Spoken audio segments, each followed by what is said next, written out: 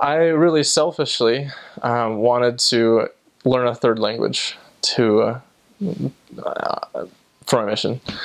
And if not, I'd always wanted to go to Africa, and I spoke French, so I thought French-speaking Africa would be really cool.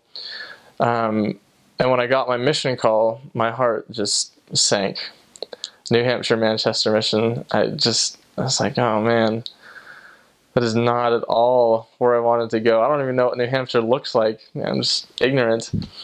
But I swallowed my pride and decided, okay, this is where the Lord wants me to go. That's fine. And so I accepted that was where I was supposed to go. And when I arrived at the mission home, so I went to the MTC, and everything's in English. And but when I arrived at the mission home, the mission president's wife learned that I spoke French, came up in conversation, and she told me that they had been praying for French speakers for quite a while. And that was pretty exciting to me. I didn't know, what would come, but, that seemed like a pretty exciting prospect.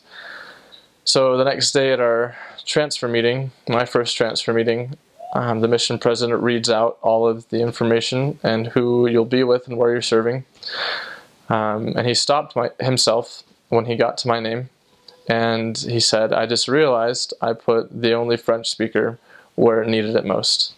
And it was a moment that the Spirit just flooded over me, again, just, this is where you need to be. And within a week, we were teaching a family in French, and they were African refugees and converts. So I like to say that, God brought me to a little piece of Africa in the States, which, not saying that's always going to necessarily happen, but, God knows the desires of your hearts. And I think He often puts them there, and it was just a really neat experience. And I ended up serving 3/4 of my mission in French-speaking areas and used French for about half of my mission. So things that I never would have imagined had I not gone on a mission.